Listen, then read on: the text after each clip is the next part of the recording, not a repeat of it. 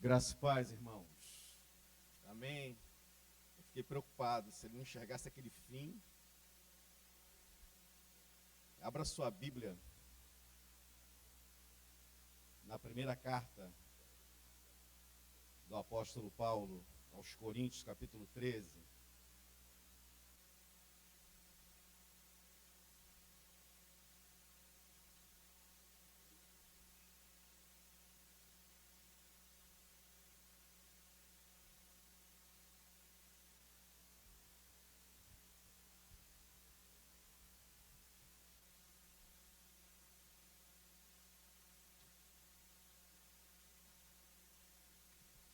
Eu tentarei dar continuidade à sequência de pregações que o pastor Silfarney tem trazido para nós nas ceias.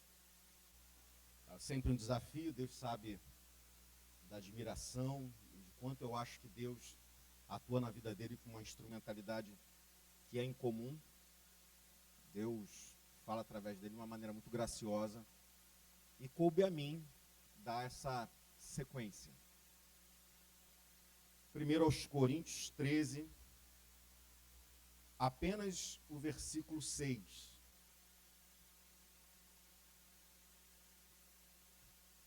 O amor não se alegra com a injustiça, mas se alegra com a verdade. É possível deixar esse slide? É possível deixar aqui? Porque eu só vou ficar nesse versículo. Vou trabalhar um ou outro conceito fora, um ou outro conceito que dê validade, mas a base será esse versículo mesmo. O amor não se alegra com a injustiça, mas se alegra com a verdade. Senhor, muito obrigado pela tua palavra. Eu peço ao Senhor que o Senhor fale aos nossos corações de maneira única, como nunca antes, Pai. Que ninguém, nem aqui nesse ambiente, nem através da internet, escape a tua palavra, Pai. Usa-me nessa hora e eu te darei a glória. Em o nome de Jesus. Amém. Amém, irmãos?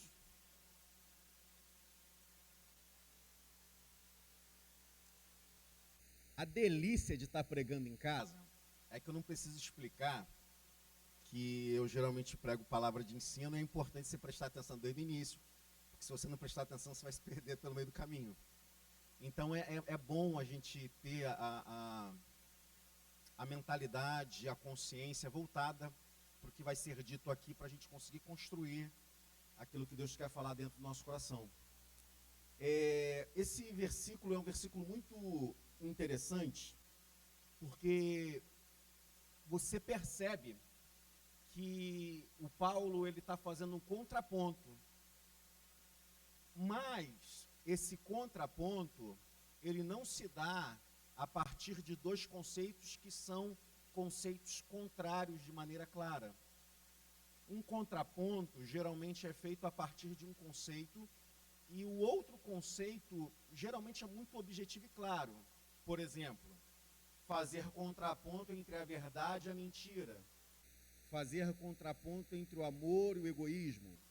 Fazer contraponto do belo e do feio. Fazer contraponto entre o altruísmo e o egoísmo. Então, é comum, dentro de uma estrutura de discurso, ou dentro de uma estrutura pedagógica, a gente fazer contrapontos com aquilo que é contrário entre si.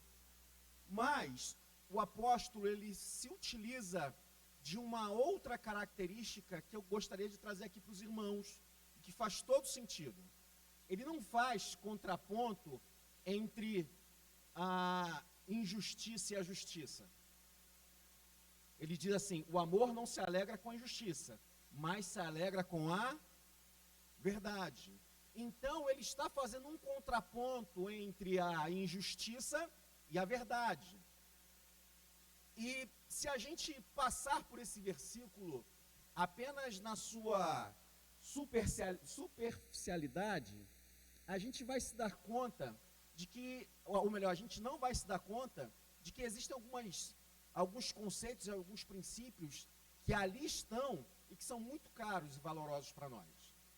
Agora a pergunta é, por que o apóstolo Paulo está fazendo um contraponto entre a injustiça e a verdade, como se elas fossem contrárias entre si, como se fosse uma antítese, um paradoxo entre a verdade e a injustiça, ou a injustiça e a verdade?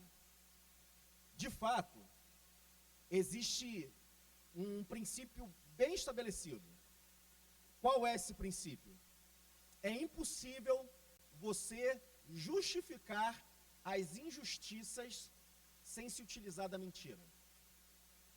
É impossível a gente justificar injustiça sem lançar mão da mentira. Um exemplo clássico, Jesus quando foi crucificado. A crucificação de Jesus foi justa ou foi injusta? Injusta. E qual foi o artifício que eles lançaram mão para manter e para justificar a crucificação de Jesus? A mentira. Um outro exemplo, na nossa história, quando os negros foram escravizados aqui no Brasil,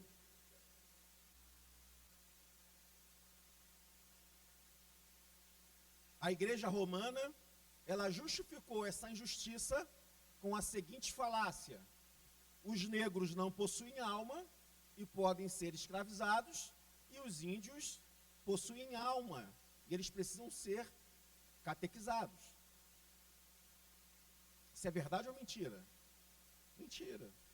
Talvez no seu livro didático, quando você estudou, estava escrito bem assim, os negros foram escravizados porque eles já estavam acostumados com o trabalho braçal e os índios eram preguiçosos. Os índios eram mais frágeis. O índio morria com muita facilidade no trabalho braçal e o negro, porque ele estava acostumado com o trabalho braçal, ele se submetia e ele não dava tanto problema. Alguém aqui já viu isso em livro didático ou só eu? A professora lá explicando. Ou seja, tem um monte de mentira aí, um monte de preconceito aí. Uma de que o negro nasceu para ser escravizado. Outra que o índio é preguiçoso. Ou seja, irmãos, é impossível a gente manter a injustiça sem que não tenha uma narrativa mentirosa. A injustiça trará a reboque a mentira. É por isso que o apóstolo diz que o amor, ele não se alegra com a injustiça, mas ele se alegra com a verdade. E aí existe uma outra implicação para tudo aquilo que eu estou falando aqui na frente. Porque se só é possível manter a injustiça a partir da mentira, isso significa que só é possível o estabelecimento da justiça através da verdade. Sem a verdade é impossível o estabelecimento da justiça. Porque a injustiça é o exercício da mentira. É a partir da mentira que se estabelece um mundo em que o homem é superior à mulher. E Cristo traz que não existe mais judeu, nem grego, nem homem ou mulher, nem escravo, nem livre. É a partir da justiça que se estabelece, lá na Idade Média, o direito divino da nobreza, em que Deus escolheu os bem-nascidos para usufruírem, enquanto o restante não tinha sido escolhido por Deus. E em virtude disso, o rei, a partir do seu direito divino de governar, poderia cometer qualquer tipo de atrocidade, porque, afinal de contas, foi Deus quem colocou ele lá, e qualquer um que vá contra um rei, ainda que seja tirano, está indo contra Deus. Irmãos, o mundo é injusto porque falta verdade. E o amor não se alegra com a injustiça. Logo, o amor não se alegra com a mentira.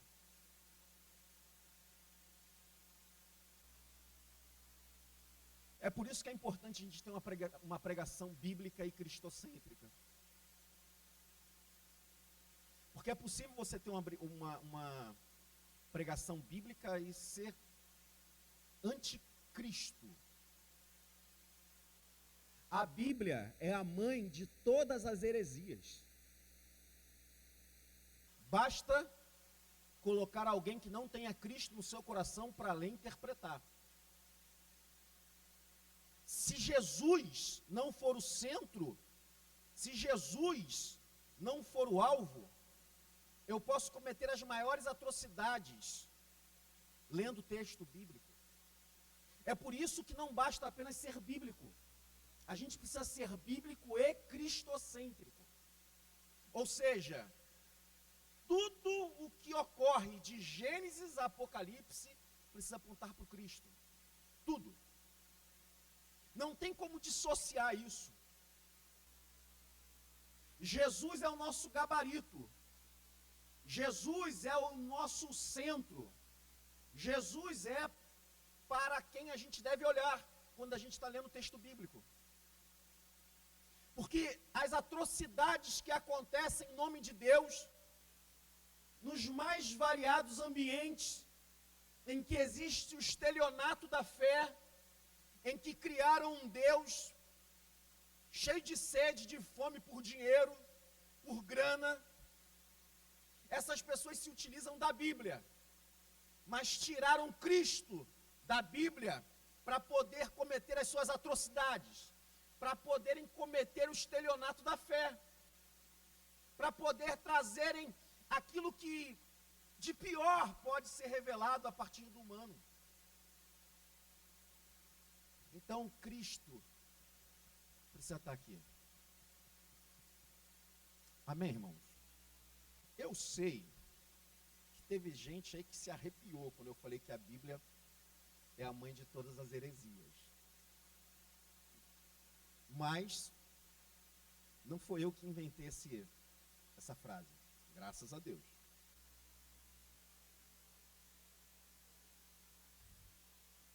Essa é uma frase muito famosa.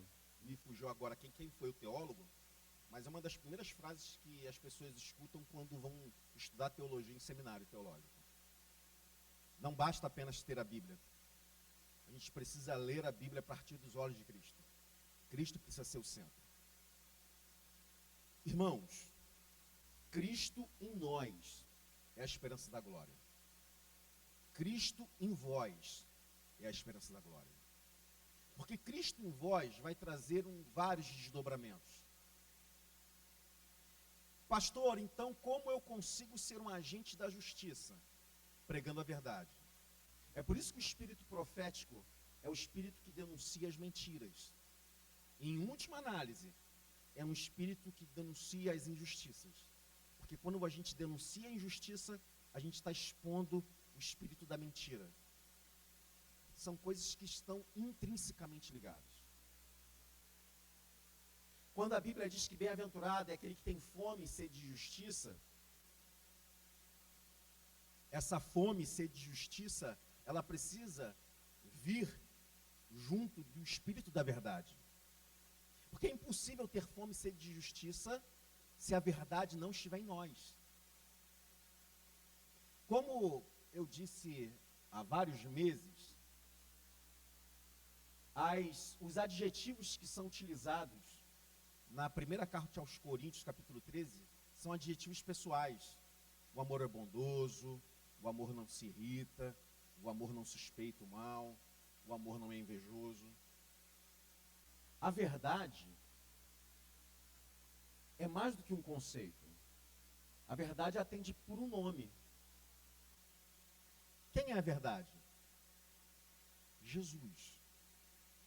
O amor não se alegra com a injustiça, mas se alegra com o Cristo, com Jesus.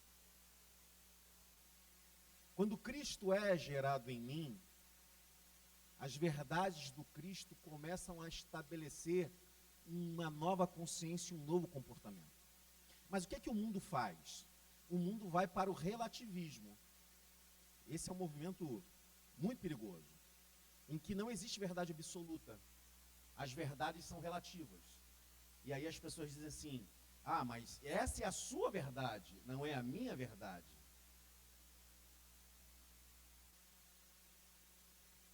Qualquer verdade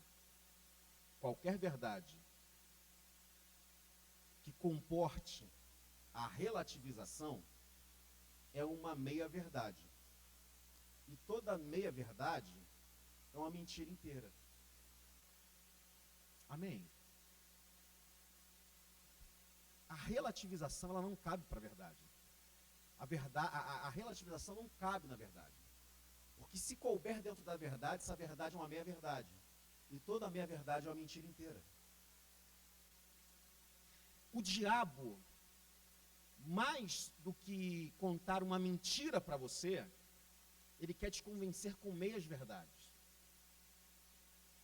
Não é uma mentira inteira, ou não é uma verdade inteira. É uma verdade na sua parcialidade. É uma verdade faltando um pedacinho. Porque verdade tem a ver com integridade. E o conceito de integridade para o judeu, para o povo oriental, não é ausência de defeito. Integridade e ser perfeito é aquele que foi feito completamente. Ser perfeito é aquele que foi feito completamente. Ser íntegro é ser perfeito nesse sentido. Integridade para Deus não é aquilo que tem ausência de defeito, mas é aquele que se mostra de maneira inteira para Ele e para as pessoas que estão à sua volta. Quando o publicano e o fariseu estavam no templo, e o fariseu olhava para o publicano e dizia bem assim, graças te dou, meu Deus, que jejuo de tempo em tempo, e que não sou como esse publicano. Olhando para o alto. E a Bíblia diz, orava de si para si. Ou seja, orava para ele mesmo. Ele não orava para Deus. Ele orava de si para si. Quantas das nossas orações têm sido de si para si? Quantas das nossas orações deixaram de ser a expressão da verdade para ser apenas a expressão de um ritual aprendido? Quantas das nossas orações durante o almoço a gente não está agradecendo, mas a gente está fazendo porque a gente está acostumado a fazer? Irmãos, oração é encontro. Quando você para orar, Deus para te ouvir. Quem é militar sabe que tem algumas coisas que acontecem na caserna que é bem própria do militarismo. Quando vai falar com um superior hierárquico e o superior hierárquico está andando, ele geralmente não para. Ele fala bem assim, pode falar, vai lá, fala. E vai andando. Eu não sei se isso acontece na iniciativa privada. Você quer conversar com um gerente? Olha, eu estou ocupado, mas pode ir falando que eu estou ouvindo. Com Deus não é assim. Quando a gente para falar com Deus, Ele para falar com a gente.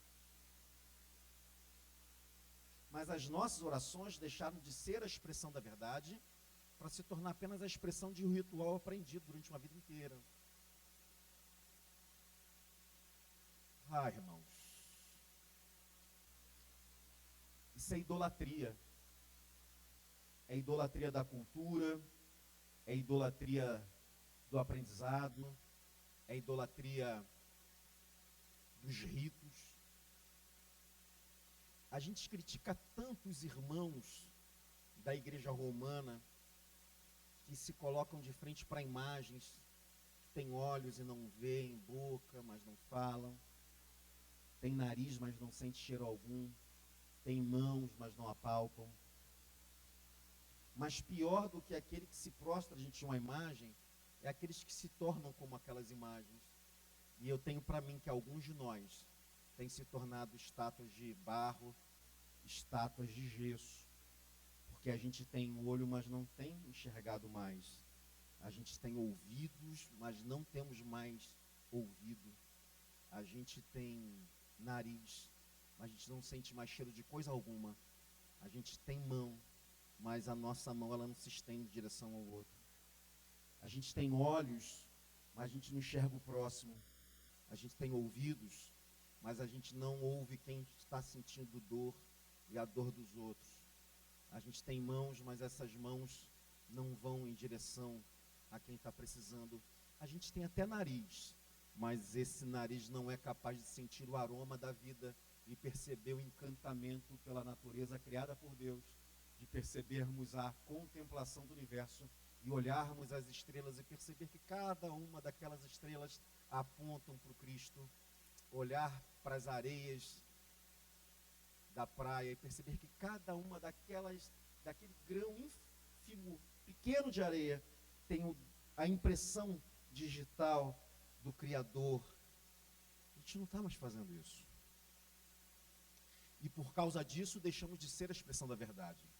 E porque deixamos de ser a expressão da verdade, a injustiça já não causa mais escândalo para nós.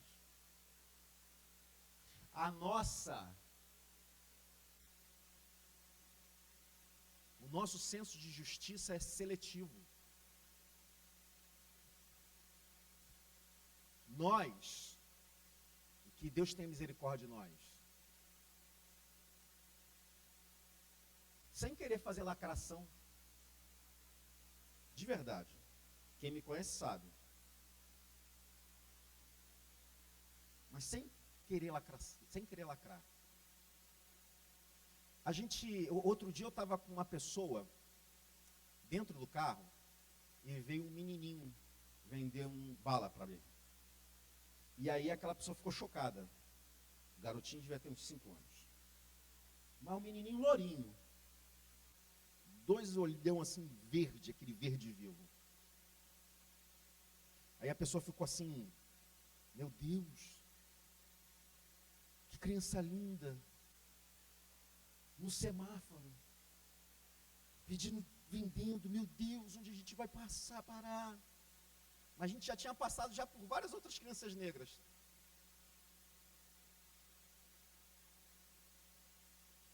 E a comoção não foi a mesma. Porque nós nos acostumamos com crianças negras no sinal pedindo, trabalhando. Mas quando a gente vê uma criança lourinha, a gente fica, meu Deus. Irmãos, que seletividade é essa? Tem algo muito errado com a gente. E sabe por que tem algo muito errado com a gente? Porque quem estava no carro era eu.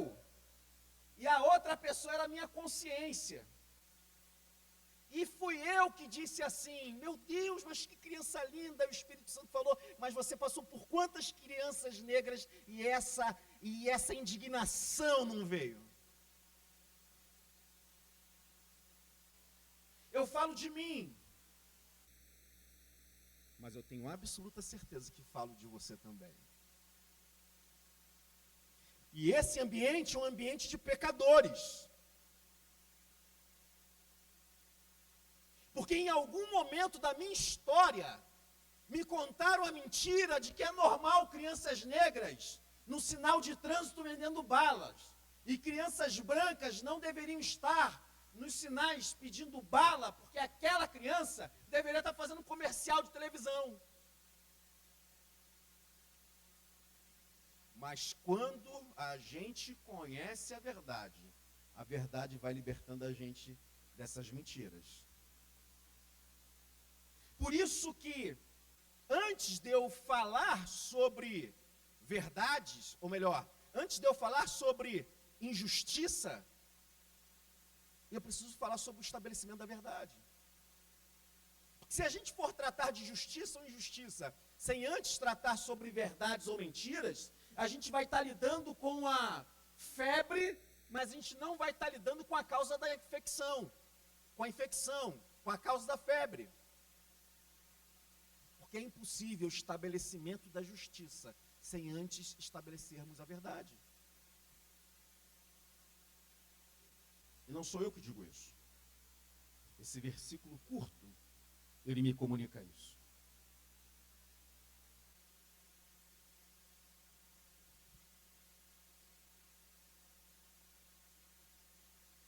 As mentiras, elas se amontoaram sobre nós. E mentiras sobre você. Mentiras sobre mim. Mentiras sobre nós. E sobre a natureza de Deus. Nós só conseguiremos exercer a justiça se antes nós expusermos as mentiras. Nós só conseguiremos exercer a justiça se antes nós expusermos as mentiras que falaram sobre nós mesmos. E falaram muitas mentiras a seu respeito. Quando criança falaram que você não ia dar certo. Quando criança talvez pudessem falar que você seria bandido. É possível que quando criança falaram para você que você seria uma prostituta, que você não daria certo. Talvez tenham falado para você quando criança que você era burro, que você era um idiota. Talvez tenham dito para você enquanto criança que você não tinha valor algum.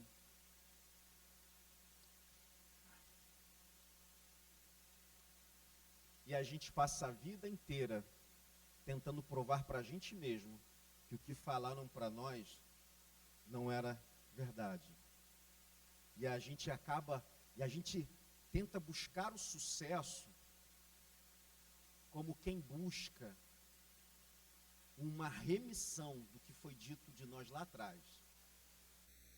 E aí quando a gente consegue o sucesso, ao invés da gente ficar feliz e a gente descansar, a gente quer mostrar para o nosso pai que não está mais com a gente, que falou isso tudo da gente, ou quer mostrar para a nossa mãe que já não está mais com a gente, isso tudo. E a gente fica correndo atrás do vento. E a justiça não é estabelecida em nós, porque a gente está vivendo a partir de um monte de mentira. Qual foi a mentira que contaram para você? A gente se acostuma com as mentiras, sabia, irmãos?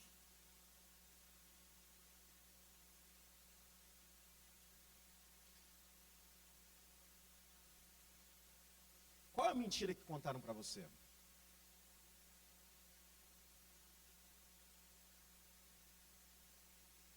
Qual foi a marca que deixaram na tua vida? E que por causa disso, você muitas vezes sente sua autoestima completamente arrebentada.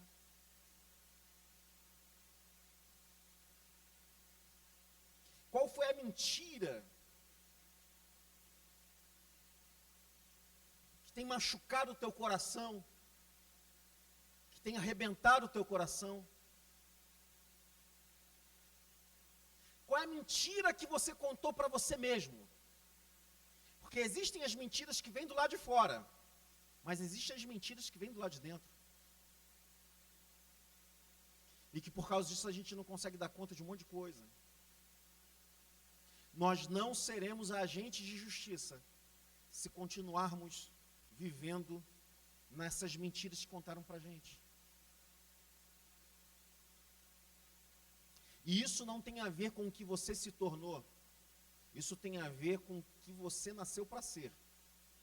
Porque você pode se tornar o que for, mas se você não se tornar aquilo que Deus tem para você, você continuará infeliz. Essa identidade, onde você quer chegar? Você só vive ou sobrevive? Você realmente vive ou você deixou de viver para existir e para funcionar? Porque uma máquina apenas funciona, apenas existe. E ela entrega o trabalho feito. Agora, quem vive não. Quem vive se apaixona, ama, sente raiva, se encanta, constrói pontes, estabelece alianças, é transformado e vive em movimentos de transformação. Quem vive não está parado. Quem vive está em um constante movimento de estabelecimento de identidade. Porque eu não sou hoje o que eu fui ontem. E certamente não serei amanhã o que eu sou hoje. Então a vida aponta para um movimento. E talvez você esteja se perguntando: pastor, mas eu não consigo estabelecer uma identidade. Meu amigo, a gente vai estabelecendo essa identidade até morrer. Até morrer. E a gente vai evoluindo. E em alguns dias a gente evolui. Em outros dias a gente involui. Alguns dias a gente dá 2 passos para frente, no outro dia a gente dá um passo para trás. As circunstâncias da vida vão moldando e modificando o que a gente sente, como a gente pensa, como a gente reage, como a gente percebe o outro. É na relação da vida.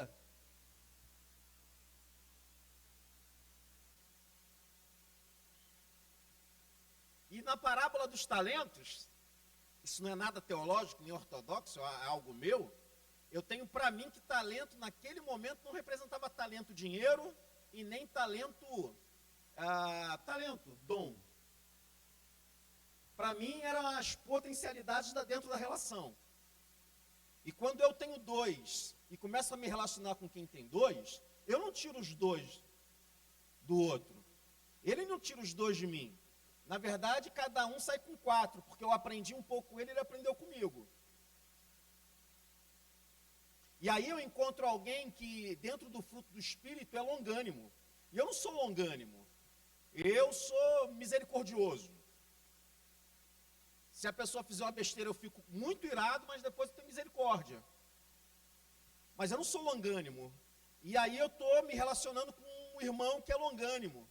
E dentro dessa relação, eu vou me tornando mais longânimo, porque não era, e ele vai se tornando mais misericordioso, porque não era. E aí a gente vai multiplicando os talentos que Deus deu para nós. O que eu chamo de potencialidades dentro da relação. Só que quando a gente enterra o que a gente tem, a gente não faz negócio, no bom sentido. Porque negócio é negar o ócio. Eu nego o ócio me relacionando com o outro. Quando eu decido não negociar, no bom sentido, os talentos, ou seja, quando eu decido não me relacionar com o outro, eu me fecho. Quando eu me fecho, eu enterro aquilo que Deus deu. E aí não é multiplicado.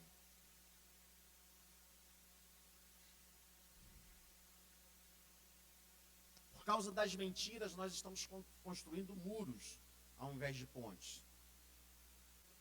Porque a justiça, ela será estabelecida aí, a partir das verdades que são pregadas. Porém, a gente já está chegando ao final, a gente precisa ter uma coisa muito clara na nossa cabeça. Não é dizer apenas a verdade, é dizer a verdade com o espírito da verdade. Porque a verdade o diabo fala também, mas ele fala a verdade com o espírito da mentira. A verdade dita sem amor é uma desgraça. A verdade dita sem amor mata. A verdade dita sem amor pode até corromper. Sabe aquela pessoa que diz assim: muita gente não gosta de mim porque eu digo a verdade. Será que o que você está dizendo é a verdade, com o espírito da verdade?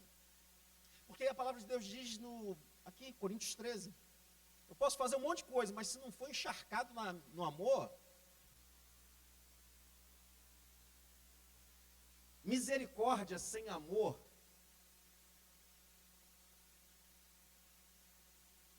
é pena. E a pena não produz transformação.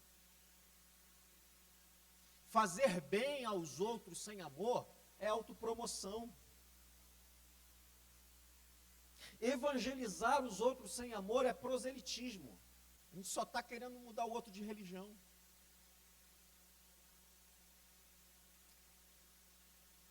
Falar a verdade sem amor é exercício de santidade luciferiana, satânica. Porque é o senso de superioridade. Eu estou falando a verdade. Se eu digo a verdade, eu estou falando de um ponto, de uma plataforma superior a você.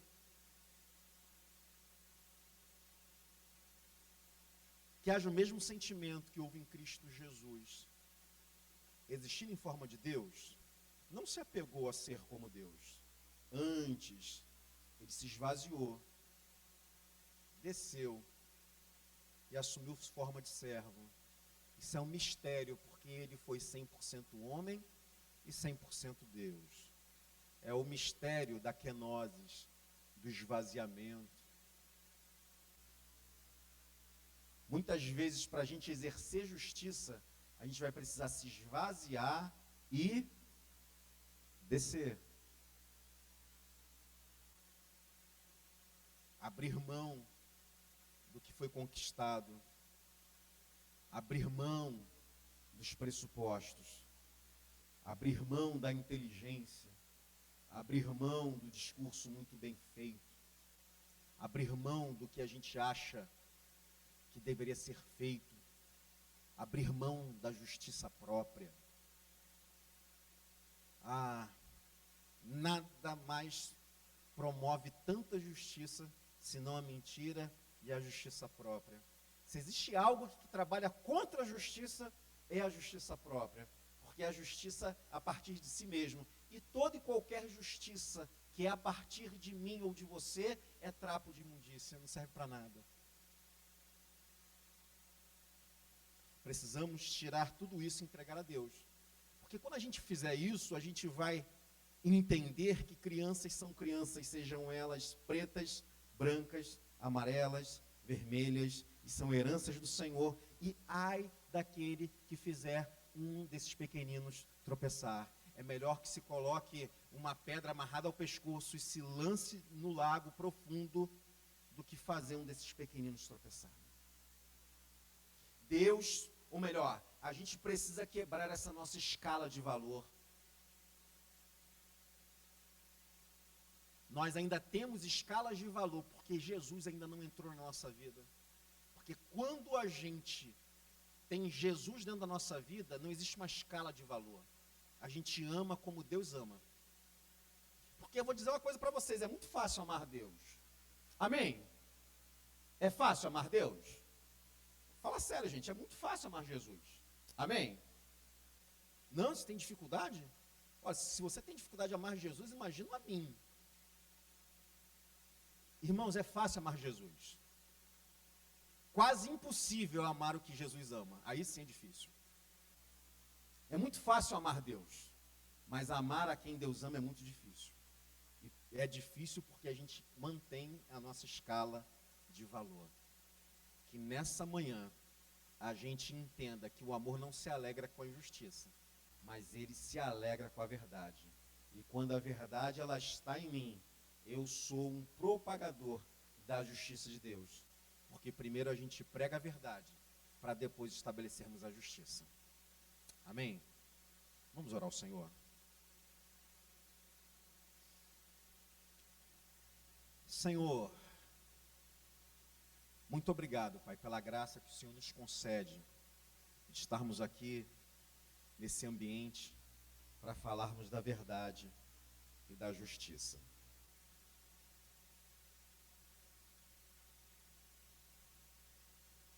Segundo o Senhor, que o Senhor me confiou nessa manhã, e segundo o entendimento que eu tive a partir das Escrituras, é impossível nós estabelecermos a justiça sem primeiro estabelecermos a verdade. E a verdade atende por um nome, que é Jesus. A justiça, então, Pai, é o conjunto de ações do Cristo em nós, que vai gerar frutos para toda a humanidade. Que o Senhor estabeleça isso em nós, e que a gente seja inteiro dentro das nossas relações. Que a gente seja inteiro com as nossas esposas. E que as nossas esposas sejam inteiras com a gente. Porque o Senhor não se move onde há sombra. Onde começa a estabelecer penumbra e sombra, ali existe um terreno propício para o surgimento da injustiça, Pai. Que a nossa vida seja na luz, na verdade. Que a gente tenha isso conosco, sempre, como um colar atado aos nossos pescoços. Somos filhos da verdade, somos agentes da luz, somos sal da terra, somos luz do mundo, e por isso nós somos propagadores da verdade. Muito obrigado, Senhor. Obrigado porque quando eu prego uma palavra como essa, da verdade, eu denuncio a mentira que ainda há em mim. Quando eu prego uma palavra dessa de justiça, eu denuncio a injustiça que ainda existe dentro de mim. O Senhor tenha misericórdia de nós, Pai. Que a sua identidade, ela seja consolidada com o passar do tempo. Que a gente não apenas exista, Pai, mas que a gente viva. Que a nossa vida seja um eterno movimento em direção ao Senhor. Que a gente se movimente em direção ao Senhor, Pai. Em o nome de Jesus, que muito mais do que palavras, Senhor Deus, que tudo isso seja o exercício de uma vida pujante no seu altar, Senhor. E que muitas vezes o cordeiro imolado terá de ser eu, nas minhas vontades, nas minhas ambições, nos meus sonhos, no meu querer, para que a partir da morte eu possa encontrar vida, Pai. Muito obrigado, Senhor. É dessa forma que eu oro e faço isso em nome de Jesus. Amém. Eu vou precisar da ajuda de pelo menos 4 pastores.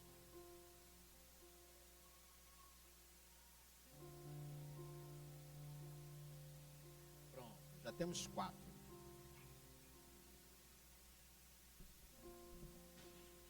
Pastor Márcio, distribui os elementos aí.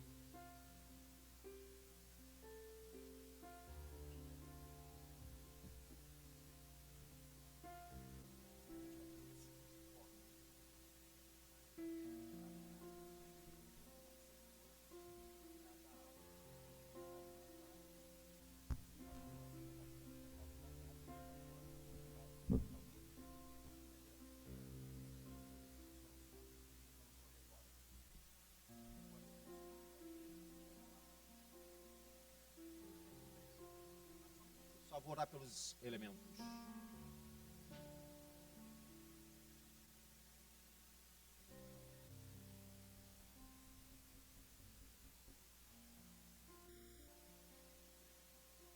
Esse é um movimento e é um momento muito especial.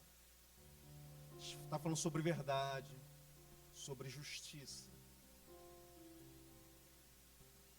Onde abundou o pecado, superabundou a graça. Por causa de uma mentira, deram base e sustentação para um sacrifício injusto.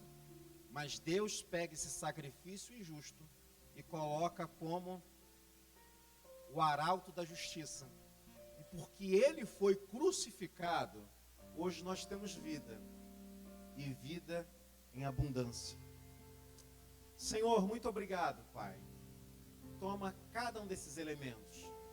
Nós não acreditamos na consubstanciação, nem na transubstanciação ou consubstanciação. Nós acreditamos na presença simbólica. Simbolicamente, o teu corpo e o teu sangue estão nesses elementos, Pai. Que a tua igreja receba da sua ceia, em o nome de Jesus, amém.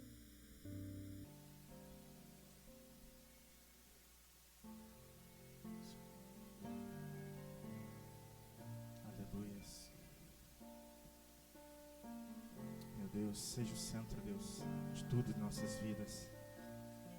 Em nome de Jesus. Jesus, teu centro de tudo que há. Jesus é o centro de tudo que há. O início e o fim, desde a eternidade, tudo é sobre Jesus. Jesus. Jesus é o centro de tudo que há. Jesus é o centro de tudo que há, o início e o fim, desde a eternidade, tudo é sobre Jesus. Jesus, nada mais importa, nada se compara a ti. Jesus, tu és o centro e tudo aponta para ti. Jesus, Jesus é o centro de todo o meu ser. Jesus é o centro de todo o meu ser. Meu início, meio e fim, que eu viva sempre para ti, meu Jesus. Jesus, nada mais importa, nada se compara a ti. Jesus, tu és o centro e tudo aponta para ti. Jesus,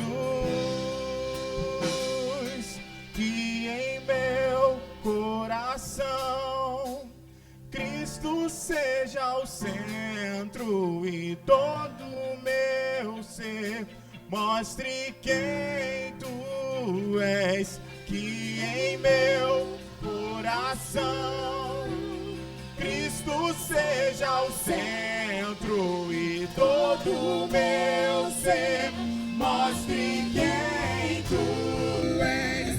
Que em meu coração Cristo seja o centro e todo o meu ser mostre quem tu és.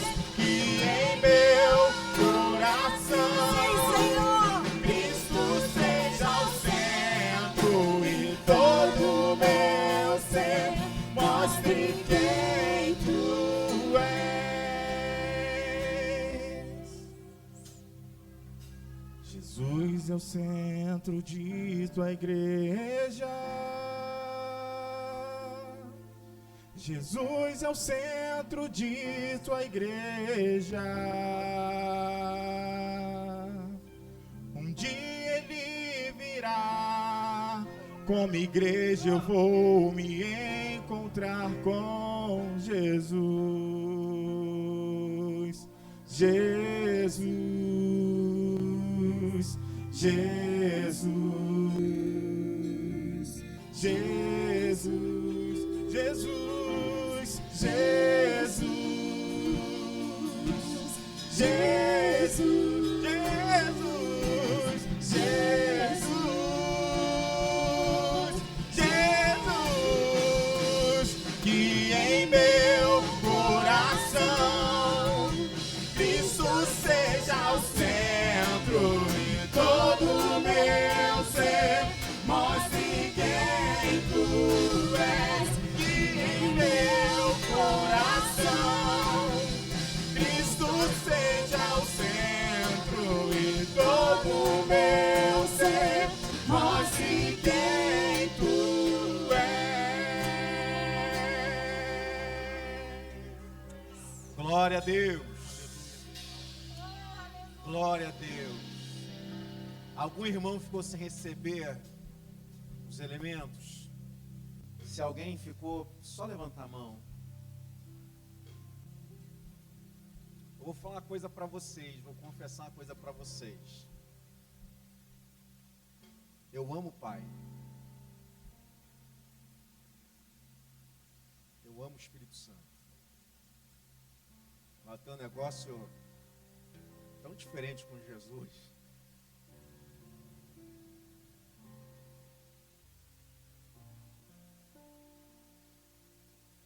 Jesus é lindo, irmãos. Tem gente que vai ter esse negócio mais com o pai. Tem outros que tem essa questão mais com o espírito. Mas eu me identifico tanto com Jesus.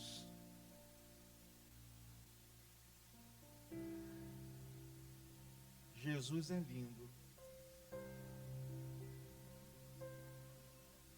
Desde o início, tudo era sobre Ele. Tudo era sobre Ele.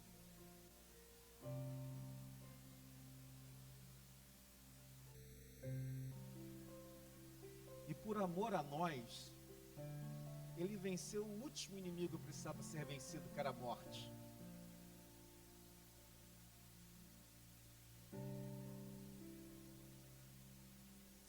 Ele desceu até as regiões mais baixas da terra quando foi crucificado. Pegou a chave da morte do inferno. E esteve lá durante 3 dias, pregando aos espíritos em prisões. E essa pregação não é como quem quer converter, é como sentença do que se cumpriu.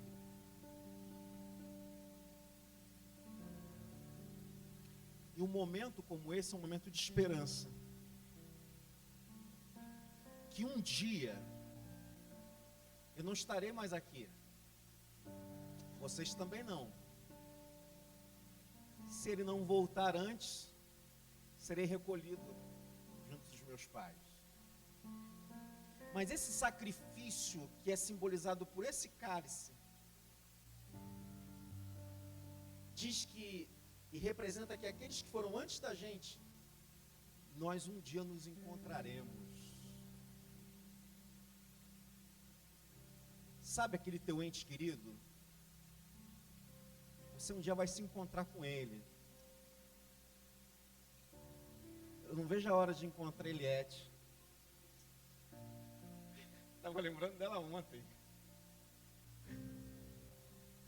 Eu não vejo a hora de encontrar alguns irmãos que foram feitos irmãos por causa dele. Esse cálice carrega tudo isso. A esperança de que um dia todos nós iremos nos encontrar com uma grande festa. Ah, pastor, mas eu acho que a gente não vai se lembrar. Isso não é teológico, irmão. Não faz sentido. É você se encontrar com teu pai e lembrar do teu pai, da tua mãe. Naquele momento, essas hierarquias vão deixar de existir, porque todos nós seremos irmãos. Todos nós seremos irmãos. Pelo sangue dele, eu tenho essa esperança.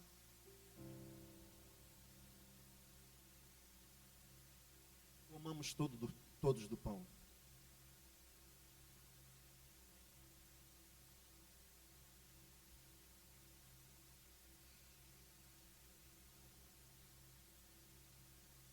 Esse é o cálice, que é o Novo Testamento no sangue de Cristo. Em Cristo a morte morreu. Em Cristo a morte morreu. Em Cristo a morte morreu. A morte não pôde deter o autor da vida. Em Cristo a morte morreu. E de senhora ela passa a ser serva. Em Cristo a morte deixa de ser o grande nó na humanidade, para se tornar a porta pela qual a gente entra para se encontrar com o Pai. A morte deixa de ser senhora para se tornar serva. E a morte não nos assombra mais. Em Cristo a morte morreu. Em Cristo a morte morreu.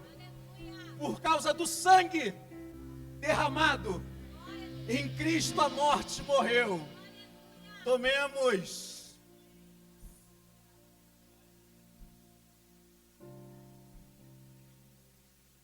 Que em meu coração Cristo seja o centro e todo o meu ser mostre quem tu és.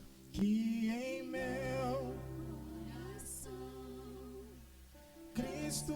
seja o centro e todo o meu ser mostre quem tu és. Irmãos, ontem eu estava explicando eternidade para as minhas filhas.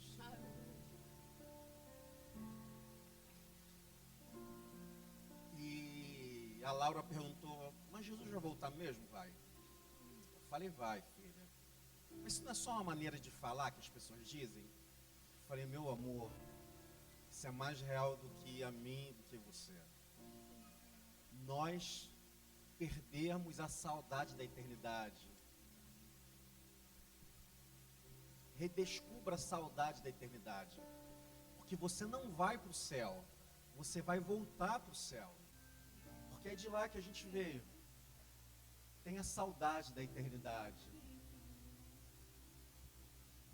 Que o amor magnífico de Deus Pai, que a graça indizível de Jesus Cristo e que a comunhão do Espírito Santo seja conosco até a morte ou até a sua volta, em o nome de Jesus.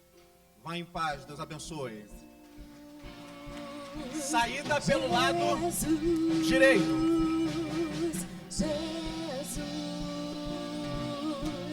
Jesus.